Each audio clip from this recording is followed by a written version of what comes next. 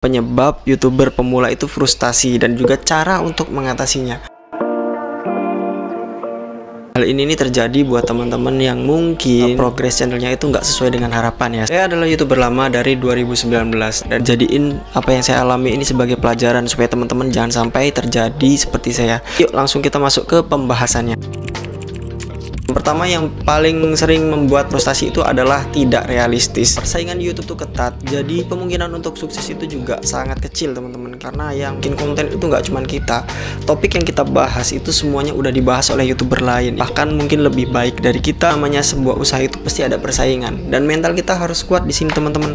Jangan sampai kita frustasi ya. Mungkin saat kalian mulai itu kalian beranggapan kalau kalian jadi YouTuber nanti bakal mudah cari uang, kurang realistis ya. Saya awal mulai itu menggebu-gebu teman-teman. Saya beli semua peralatan-peralatan, saya bikin video semangat. Ternyata setelah diupload ya nggak sesuai dengan yang saya harapkan. Nah, jadi kita harus maintain supaya ekspektasi itu sesuai. Kalau misalnya nggak sesuai ekspektasi ya udah kita usaha lagi untuk bikin yang lain gitu. Tapi ingat kita harus konsisten ya, karena kita nggak tahu mana video yang bakal datengin penonton banyak. Di channel yang satunya itu cuma satu video viral itu tuh bisa ngangkat konten-konten yang lain gitu. Jadi kita harus lomba-lomba untuk bikin konten terus sih menurut saya gitu. Yang ketiga itu mental instannya. Ini juga saya alami dulu waktu pertama nge-YouTube. Saya kira kalau udah punya 1000 subscriber, udah 4000 jam tonton, saya bisa monet, bisa gajian tiap bulan. Ternyata enggak, karena untuk dapetin gajian itu kita harus ngumpulin saldo minimal $100 atau sekitar 1.300.000 kalau dirupiahkan, dan itu susah ya teman-teman. Kecuali kalian punya video yang viral bener, banyak yang nonton, itu mungkin mudah tercapai. Tapi kalau misalnya kita nih orang biasa, nggak terlalu banyak penonton, kita cuma bikin video yang nonton 1000, 2000, itu ya agak susah sih. Cuma bukan berarti nggak mungkin ya. Cari penonton yang memang relevan untuk video kita ya, supaya nanti konten-konten kita yang lain juga ikut ditonton dan direkomendasikan oleh YouTube gitu. Terus yang selanjutnya yaitu menganggap remeh. Nah, ini mungkin ya awal-awal teman-teman kalau belum ngerasain jadi YouTuber, belum tahu nih gimana sulitnya ya bikin video, ngerekam, ngomong, cari materi, riset dan lain sebagainya, itu susah.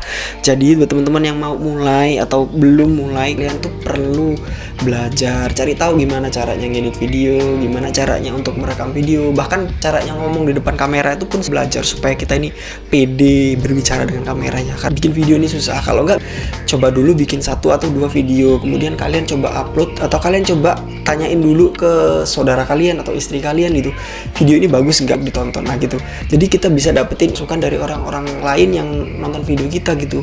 Karena kadang-kadang kalau kita yang bikin, kita yang nonton, kita ngerasa udah bagus video kita gitu, padahal saat ditonton orang lain ya belum tentu video itu sesuai dengan yang kita bayangkan. Yang kelima yang bikin kita frustasi itu karena kita nggak mau belajar untuk cari tahu gimana cara YouTube bekerja, sistem rekomendasi dan lain sebagainya.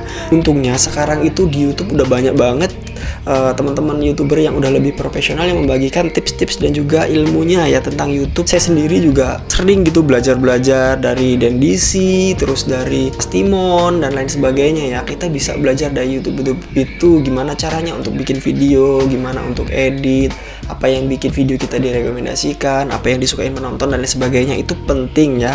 Jadi jangan sampai teman-teman tuh nggak mau belajar, karena kalau nggak belajar ya kita nggak tahu ya apa yang kurang di diri kita gitu. Baik kita itu nggak frustasi ya, kenapa kok video saya sepi terus, kenapa kok yang nonton sedikit, kenapa jam tayangnya kok gitu-gitu aja gitu teman-teman.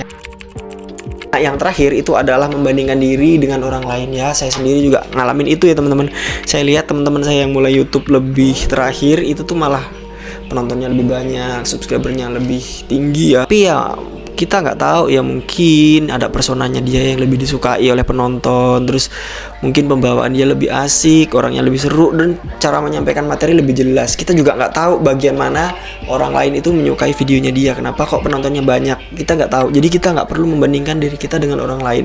Kita cuma perlu fokus perbaiki diri, memperbaiki konten, belajar terus supaya konten kita itu lebih baik ya, supaya nanti penonton kita juga naik gitu. Makin jelas dan mudah dipahami konten kita, semakin bermanfaat buat orang lain, saya rasa nanti bakalan nemuin sendiri ya. Karena beberapa video itu naiknya nggak langsung ya teman-teman, jadi jangan salah ya teman-teman.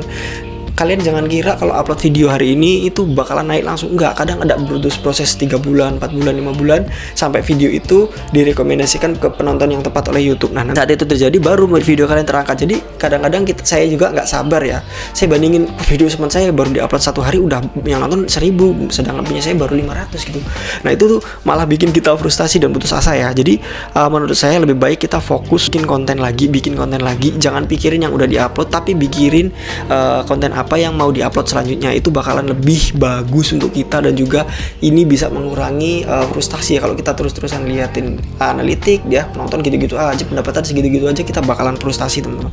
Nanti malah jadi beban dia ke mental kita sendiri. Ini itu aja teman-teman sharing kali ini tentang penyebab YouTuber pemula itu frustasi dan juga cara untuk menghadapinya ya. Mudah-mudahan dari tips-tips yang saya sampaikan ini nggak ada yang salah, dan juga mudah-mudahan tips ini berguna buat teman-teman semua ya, terutama yang baru mau mulai YouTube atau baru mulai YouTube tapi masih sepi ya. Kita sama-sama bikin channel, sama-sama kita belajar sama-sama di forum ini, dan mudah-mudahan channel kita sama-sama berkembang ya. Oke, kalau teman-teman suka dengan video ini jangan lupa tinggalkan like, share, dan juga nanti channelnya di subscribe ya. Kalau misalnya masih ada tanyakan silahkan langsung tambahkan di kolom komentar di bawah, nanti akan saya jawab. Oke, terima kasih telah menyaksikan, kita ketemu lagi di video selanjutnya, sampai jumpa.